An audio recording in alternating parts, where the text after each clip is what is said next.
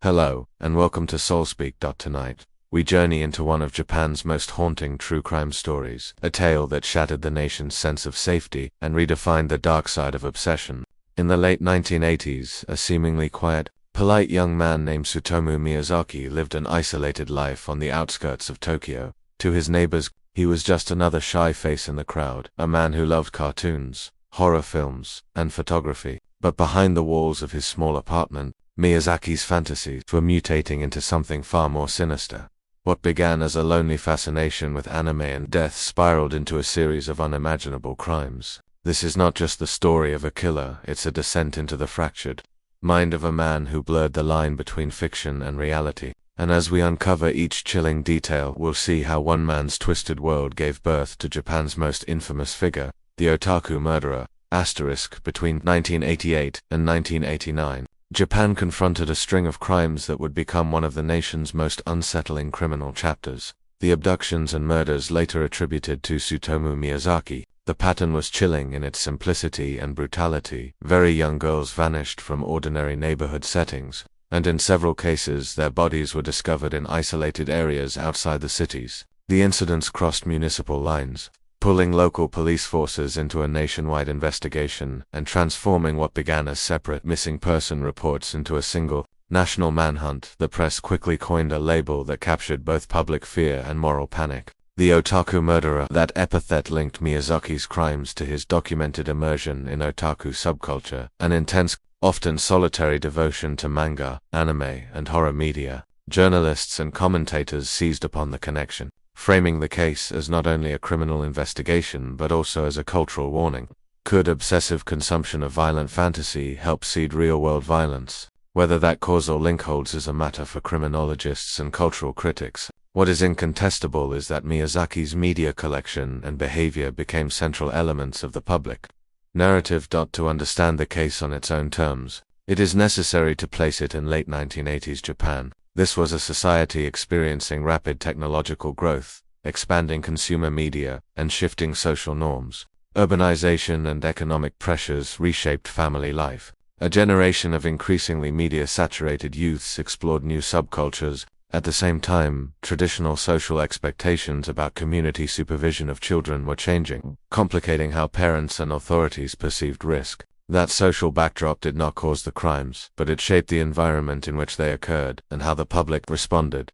This analysis proceeds in 5 focused sections. First, it recounts the chronological events of the case, the disappearances, recoveries, and the investigative milestones that connected the incidents. Second, it examines Miyazaki's psychological and behavioral profile, emphasizing patterns of selection, escalation, and the trophies he kept. Third, it traces the investigative methods and legal process that led to arrest, trial, and conviction. Fourth, it assesses the societal reaction, media framing, the stigmata attached to otaku culture, and policy responses. Finally, the piece concludes with reflections on justice and the broader lessons the case offers about isolation, media, and prevention. Each section will remain tightly focused on verifiable facts and forensic logic, avoiding speculation while explaining how disparate elements coalesced into a single, devastating case.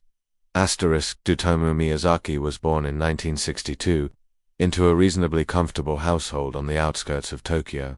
His father ran a small newspaper business. His mother managed the home. On the surface, the family had resources, most neighbors noticed. But beneath that facade, Miyazaki's early life was marked by isolation. He was born with a congenital deformity of the hands that limited wrist movement and altered his appearance. From a young age he was self-conscious about the difference. Classmates teased him, and teachers often treated him as a problem to manage rather than a child to protect. That social rejection hardened into withdrawal. Miyazaki's parents were frequently occupied with work and social obligations.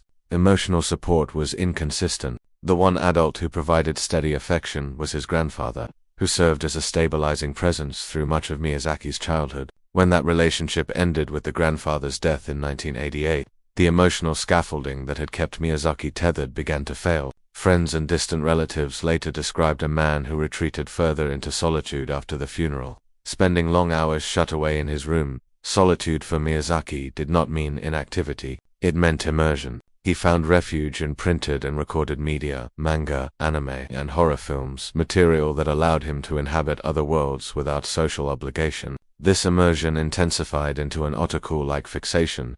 Vast collections of videotapes, illustrated books, and magazines that documented extreme fantasy and violence. For Miyazaki, those objects were not merely entertainment. They became a private economy of desire and meaning, a substitute for human connection that validated fantasies he could not express in public.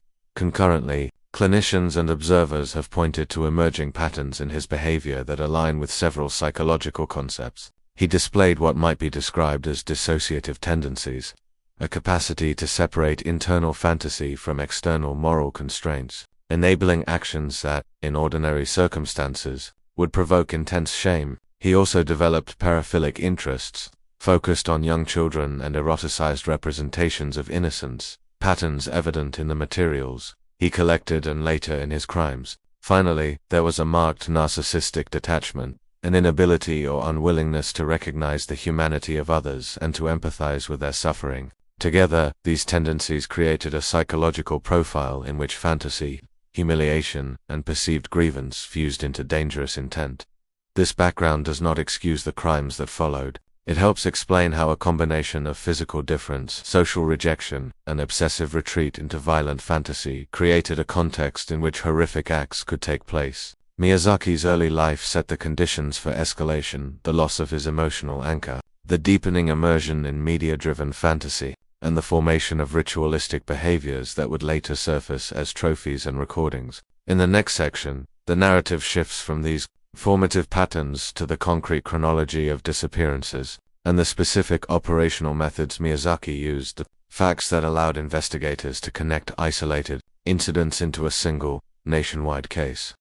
On August 22, 1988, 4-year-old Mari Kono disappeared in Iruma City, Saitama. She was last seen leaving a neighborhood pool and walking alone toward a friend's house. Local searches that evening produced no sign of the girl, and the incident was initially treated as a missing child case. When investigators later discovered remains identified as Mari's, the inquiry shifted from a local search to a formal criminal investigation. The evidence recovered and subsequent forensic testing established that Mari had been abducted and killed. Investigators noted a pattern of deliberate concealment and attempts to obscure identifying features that would later inform their understanding of the perpetrators' methods. The second recorded disappearance occurred on October 3, 1988, when 7-year-old Masami Yoshizawa failed to return home after school. Like the first case, Masami was taken from a familiar, public environment within a community where people expected a basic level of safety. When missing person procedures failed to locate her, police enlarged their search area and began comparing details from the two episodes. Over the following months, a third child, 4-year-old Erika Namba, vanished in December from a neighborhood in Kawago. Her body was found 3 days later in a wooded area. Finally, in June 1989, 5-year-old Ayoko Nomoto disappeared in Tokyo and was later connected to the same investigative thread. The temporal spacing of the incidents, a few weeks, 2 months apart, and the consistent vulnerability of the victims, signaled to detectives a possible serial offender operating across municipal boundaries. Several operational features tied the cases together. First, the offender targeted young girls who were alone or minimally supervised in public or semi-public settings, pools, neighborhood streets, and parks. The approach was pragmatic rather than theatrical. The perpetrator employed ordinary social strategies, polite speech, casual direction, or a pretext that did not raise alarm to gain a child's trust briefly enough to remove them from public view. Second, transport was a recurring element. Victims were moved from the point of contact to remote or wooded locations where discovery was less likely. Third, the offender demonstrated a pattern of returning to or revisiting crime scenes, and of keeping personal items associated with the victims. Those retained items later served as one category of physical linkage during the investigation.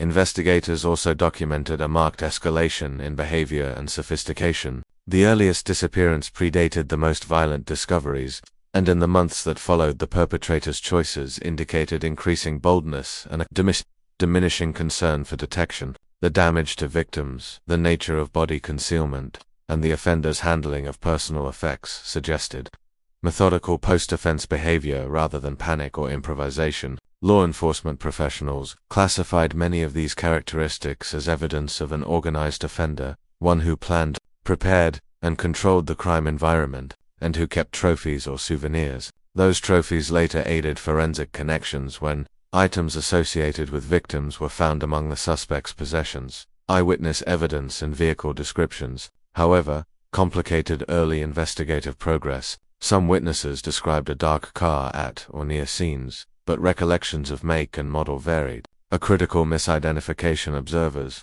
recalling a different vehicle brand than the one actually used by the offender, temporarily expanded the scope of inquiries and diverted resources. Nevertheless, persistent investigators cross-checked witness statements with traffic and vehicle records, municipal accident logs, and vehicle repair histories. Over time, this painstaking work narrowed potential leads and focused attention on a smaller pool of local residents whose vehicles and movements matched the emerging timeline.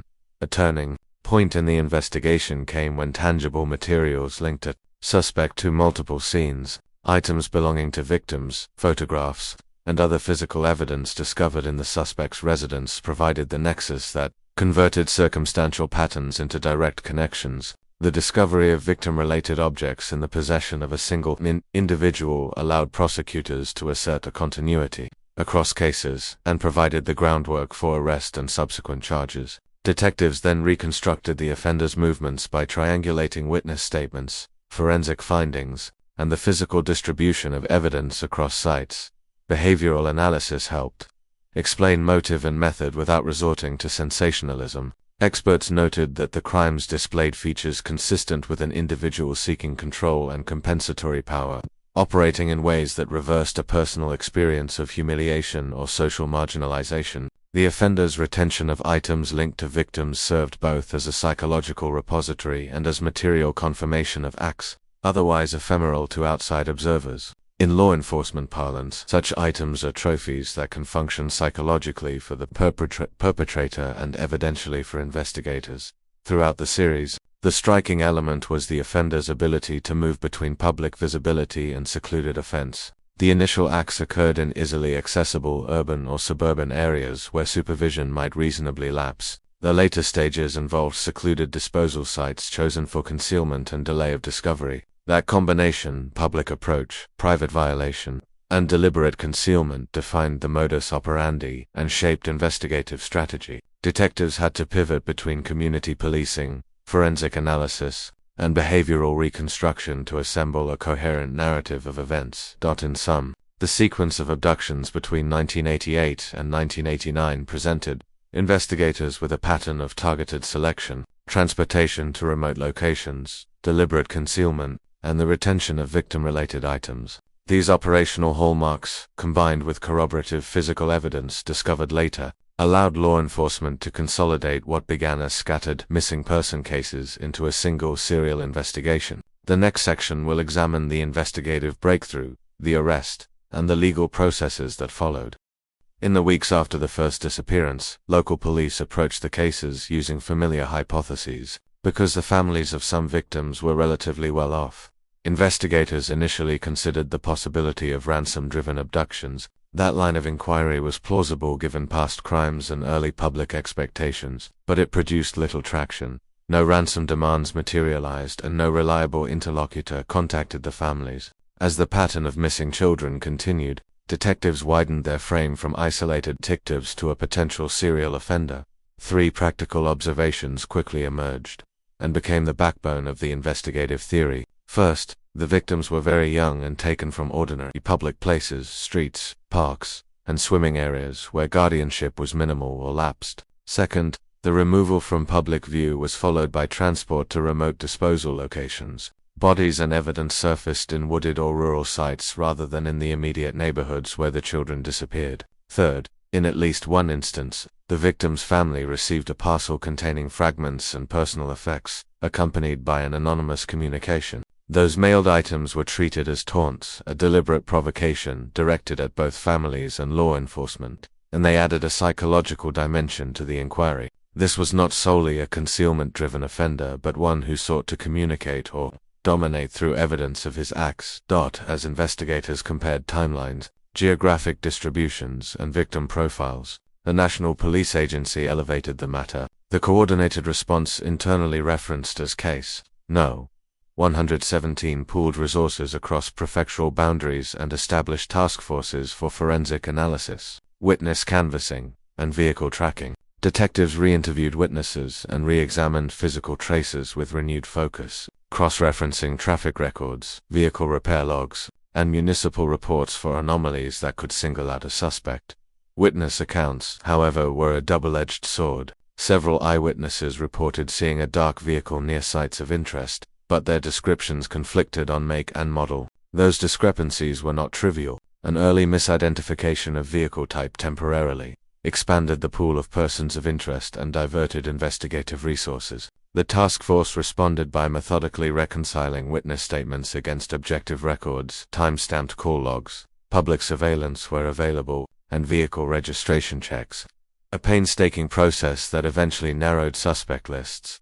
The breakthrough came not from a single scientific test, but from an ordinary citizen's intervention. In July 1989, a witness observed suspicious behavior. A man taking photographs of a young girl in a wooded area near Hachi. The child's parent confronted the man and detained him while the police were summoned. That citizen's action converted a pattern of circumstantial links into a concrete arrest. On searching the suspect's residence and vehicle, officers recovered items of immediate evidentiary value, restraints, items belonging to missing children, and large collections of videotapes and printed material that documented an obsessive engagement with violent fantasy media. Forensic teams then undertook a careful cataloging and analysis of those materials. Photographs and videotapes were examined for content and context. Object provenance was checked against reported losses, and physical samples were submitted for laboratory testing, where biological material could be tested. Forensic analysts applied the available methods to determine associations between evidence and the victims. The convergence of contextual evidence, victim-related possessions, documentary evidence, images and recordings, and forensic indicators, material traces, and item provenance allowed investigators to draw direct links between the detained individual and multiple disappearances.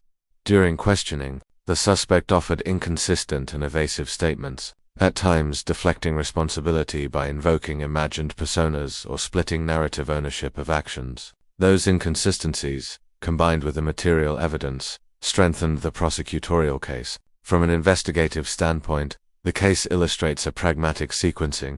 Community reporting and witness action produced arrest opportunity. A targeted search generated physical evidence, and forensic and documentary analysis transformed that evidence into a concrete, prosecutable narrative that by the time prosecutors prepared charges, the chain of investigation was both broad and specific. The initial misdirection toward ransom schemes had given way to a multidisciplinary inquiry blending policing, forensic science, and behavioral assessment. What had been, at first, a set of local missing person reports became, through citizen vigilance and methodical detective work, a consolidated criminal case with sufficient evidentiary weight to proceed to indictment. The next section will analyze the psychological profile that investigators and experts developed based on these findings and how that profile informed prosecutorial strategy. Professional psychiatric evaluation and behavioral analysis played a central role in understanding Miyazaki beyond the headlines. Multiple court-ordered assessments examined his mental state and capacity for criminal responsibility. In 1992, a prominent forensic psychiatrist who evaluated the case concluded what would become a focal point of legal argument. Miyazaki did not meet criteria for psychosis, but he exhibited an extreme and maladaptive personality organization. In plain terms, clinicians found abnormal personality structure and severe pathology, yet retained the judgment that he could distinguish right from wrong and control his actions well enough to be held criminally responsible. Behavioral analysts framed Miyazaki's actions within established serial offender paradigms. One useful schema, often summarized in investigative literature as fantasy gives preparation, gives act, gives trophy, gives repeat, describes a predictable sequence seen in many sexually motivated serial offenders. Applied to this case, investigators noted evidence of intensive fantasy life, documented in media collections and private writings, deliberate preparation, choosing victims, planning approaches, and securing remote disposal sites, the act itself, the abduction and killing, and trophy-taking, retention of personal items and photographic documentation. That cyclical pattern explains not only deed repetition but also the psychological reinforcement loop by which the offender sustained subsequent crimes. The trophy behavior in Miyazaki's case warrants specific emphasis. Items linked to victims were recovered in his possession. Photographs and recordings captured aspects of his offenses, and certain objects were preserved in ways suggesting ritual. From a forensic perspective, trophies serve dual functions. They satisfy a perpetrator's internal compulsion to memorialize the act, and they provide external evidence that links a suspect to multiple incidents. For investigators, trophies can transform otherwise circumstantial patterns into concrete, material associations that survive time and concealment attempts. Clinicians also documented dissociative tendencies. Rather than full-blown psychosis, Miyazaki's presentations were better characterized as dissociative or compartmentalized mental states, moments in which fantasy and enacted behavior were temporarily disconnected from ordinary moral restraint. This dissociation allowed him to perform acts that, for most people, would be accompanied by overwhelming guilt or inhibition. Yet the presence of dissociation did not equate to a lack of legal culpability. Experts repeatedly emphasized that these were organized, controlled actions occurring in a context of planning and concealment, which supports criminal responsibility. Another recurring element in clinical reports and courtroom narratives was use of an alternate persona, sometimes referred to in media accounts as man to externalize or project culpability. Whether the persona was a genuine dissociative identity fragment or a defensive rhetorical device, its function was similar. It diffused personal accountability and framed acts as emerging from an alien internal force. For investigators and prosecutors, that posture complicated interrogation but did not negate the documentary and physical evidence tying him to the crimes. Comparative criminology sees Miyazaki alongside other notorious offenders with similar psychological dynamics. Though cultural and situational differences matter, like some Western serial killers for example, those whose cases involve trophy-taking or ritualized behavior, Miyazaki's violence expressed a desire for control, dominance, and symbolic restitution for perceived personal slights. Comparisons to figures such as Jeffrey Dahmer or Ted Bundy are not meant to conflate motives or methods but to highlight recurring criminogenic themes: social isolation, fantasy-driven compulsion, and the interplay of planning with ritual. In each instance, offender behavior reveals how a fractured inner world converts humiliation and grievance into attempts at absolute power over vulnerable others. Ultimately, the psychological profile assembled by experts provided both explanatory context and prosecutorial utility. It explained how a man with entrenched social deficits and obsessive fantasy life could escalate to repeated, planned offenses. It helped prosecutors rebut insanity defenses by demonstrating organized intent, and it aided sentencing discussions by clarifying risk, danger, and the likely permanence of offending patterns. The profile did not excuse the crimes, but it did clarify how individual pathology, behavioral reinforcement, and ritualized practices converged to produce one of Japan's most infamous criminal cases. The legal process that followed Miyazaki's arrest was lengthy and highly publicized. Prosecutors formally charged him with multiple counts of abduction, murder, and related offenses. The first major court proceedings began in March 1990. From the outset, defense counsel pursued a strategy that emphasized mental illness, repeatedly requesting psychiatric evaluations and arguing that Miyazaki's mental state rendered him less than fully culpable. Those motions produced a series of court-ordered examinations and expert reports that would influence the case for years. Forensic psychiatrists and clinical experts evaluated Miyazaki on multiple occasions. Their conclusions were mixed in tone but converged on a crucial legal point. Although clinicians documented severe personality, pathology, and dissociative features, they did not find evidence of psychosis that would meet the legal standard for insanity. In plain terms, experts judged that Miyazaki understood the nature of his acts and could control his behavior sufficiently to be held criminally responsible. That medical legal assessment undercut the defense's principal avenue of mitigation. Courtroom testimony became notorious for its bluntness. At trial, Miyazaki made statements that shocked observers and the public. Those utterances were widely reported and contributed to the intensity of media coverage. The combination of documentary evidence recovered from his residence, photographs, recordings, and items associated with victims and his own inconsistent statements created a prosecutorial narrative of deliberate conduct rather than involuntary compulsion. The trial and Appeals process stretched across the decade. In 1997, after prolonged proceedings and legal challenges, the Tokyo District Court sentenced Miyazaki to death. Prosecutors emphasized the calculated nature of the offenses, the repeated victimization of vulnerable children, and the demonstrable risk of future harm. The court accepted those arguments and imposed capital punishment under Japan's statutes for multiple heinous murders. Miyazaki's legal team appealed the verdict to higher courts, including the High Court and ultimately the Supreme Court,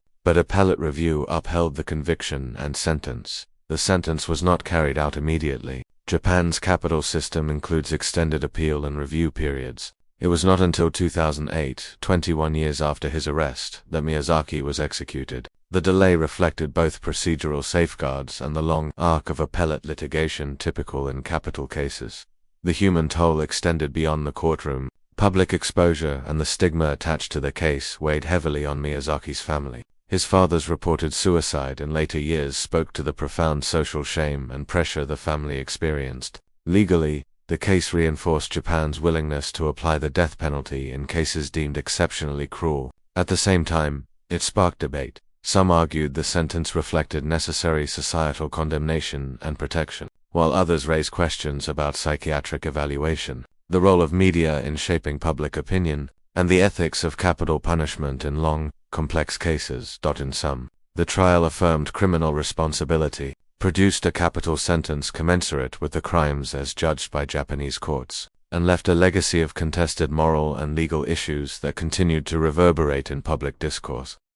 When news of the arrests and the material recovered from the suspect's home reached the public, Japanese media attention was instantaneous and overwhelming. Newspapers and television ran exhaustive coverage, front-page headlines, repeated broadcast segments, and photo spreads that included images of the suspect's living space crammed with videotapes, magazines, and other paraphernalia. These visual details became a shorthand in newsrooms and in public conversation, proof, in the minds of many, that a subculture of obsessive media consumption had somehow produced violent behavior. That shorthand crystallized into a label, the Otaku Murderer. The epithet linked the crimes to the otaku subculture, a growing, visible community built around anime, manga and similar media. For journalists and opinion makers eager for explanatory frames, the connection was convenient and compelling. It transformed a complex criminal biography into a simple cultural cautionary tale. The result was not only sensational headlines, but also a lasting stigma attached to fans and creators who had previously been marginalized, but largely tolerated within Japanese society. Political and regulatory responses followed quickly. Faced with public outrage, lawmakers and media regulators discussed and, in some cases, implemented tighter scrutiny of sexually explicit and violent media. Retailers and publishers felt pressure to self-regulate content aimed at children or that eroticized youth. These policy debates reflected genuine social anxiety but also risked conflating legitimate cultural expression with criminal pathology. Culturally, the episode deepened divisions. Older, more conservative segments of society used the case to argue for stricter moral boundaries and greater parental oversight. Younger fans and creators, and those who defended subcultural expression, argued that criminal behavior could not be simplistically attributed to taste in media. The debate exposed fault lines between anxieties about modernity, media influence, and the changing forms of youth sociability in late 20th century. Japan. International coverage amplified the phenomenon. Western outlets and later scholarly accounts referenced the case as a turning point in how otaku culture was perceived both domestically and abroad. That external attention helped cement a narrative in which an intrinsically benign hobby was retrospectively painted as a risk factor, an interpretation scholars now treat cautiously, aware of the danger of cultural scapegoating. From a media studies perspective, the episode exemplifies a classic moral panic, a disproportionate, public reaction driven by highly visible symbolic evidence in this case. The suspect's media collection, amplified by news cycles that prioritize shock and certainty. Moral panics simplify complex causation into cause and effect stories, and they often call for regulatory fixes that address surface symptoms rather than root social dynamics such as isolation, mental health deficits, or failures in social support systems. In the wake of the case, Japanese society confronted both immediate policy questions and deeper cultural anxieties. and the label Otaku Murderer continued to shape discourse long after the legal process concluded. In criminological terms, the Miyazaki case occupies a grimly instructive place. It reads as a clear example of a psychosexual serial offender whose acts were driven by fantasy, compulsion, and social isolation. Analysts studying the case highlighted familiar markers, ritualized behavior, traffic, and escalation that align with established profiles of offenders who repeat violent acts against vulnerable victims. For researchers, the case offered material for comparative study: how fantasy becomes enacted violence, how obsession organizes behavior, and how seemingly private devotions can intersect with criminal opportunity. Sociologically, the episode functioned as a wake-up call about social disconnection in late 20th century urban life. Miyazaki's withdrawal into mediated worlds and the absence of sustained emotional support around him fit a broader pattern that scholars associate with modernity's pressures: fragmented family ties, reduced informal neighborhood surveillance, and increased substitution of virtual communities for in-person social bonds. Observers argued that these structural trends do not cause violent crime by themselves, but they can create conditions in which extreme pathology goes unnoticed and unmitigated. The case reinforced a central tenet of Japanese criminal jurisprudence: accountability, not merely diagnostic label, guides criminal responsibility. Multiple psychiatric assessments acknowledged severe personality disturbance and dissociative features, yet experts consistently concluded that Miyazaki retained the capacity to understand and control his conduct. That consensus underpinned prosecution arguments and judicial findings that led to conviction and capital sentencing, underscoring how court separates medical description from legal culpability. The reverberations were wide and complicated. The phrase Otaku Murderer lodged in the public imagination, and debates about media influence, censorship, and subcultural stigma intensified. The case is frequently cited in discussions of how violent or sexualized media are perceived by the public and regulators. It has also appeared, directly or indirectly, as a point of reference in creative works and critical commentary exploring the boundary between fantasy and behavior. Cultural historians caution, however, against simple causal narratives. Artistic consumption alone is not a reliable predictor of violent conduct, and conflating fandom with criminality risks scapegoating entire communities. Policy responses followed unevenly. In the years after the case, Japanese institutions incrementally expanded resources for child safety education, mental health counseling, and media support, while also tightening scrutiny of sexually explicit or violent material accessible to minors. Those measures reflect a mix of protective intent and reactive politics. They aimed to reduce risk and reassure an anxious public. Even as debates continued about effectiveness, civil liberties, and the proper role of regulation, ultimately, the Miyazaki case left a layered legacy. It advanced forensic and behavioral understandings of a particular offender type. It exposed social vulnerabilities that merit attention. It tested legal boundaries between pathology and responsibility, and it catalyzed cultural debates about media, stigma, and prevention. The case remains a reference point precisely because it resists simple explanation. It demands multidisciplinary reflection on how individual pathology and societal context can tragically intersect.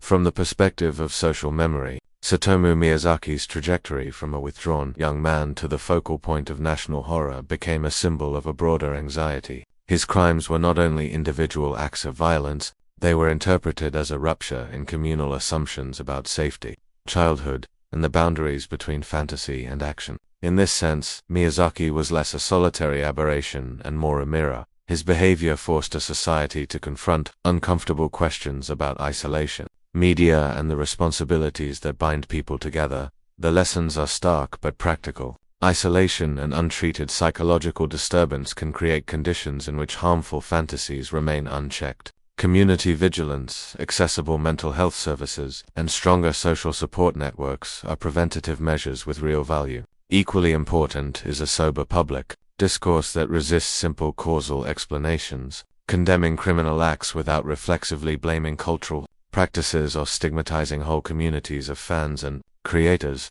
There is also a legal and ethical lesson. Holding individuals accountable underlines principles central to criminal justice systems everywhere. That diagnosis does not automatically excuse conduct. The courts in this case weighed psychiatric findings against evidence of planning, concealment, and repeated offending, and arrived at a decision that emphasized responsibility alongside the acknowledged pathology.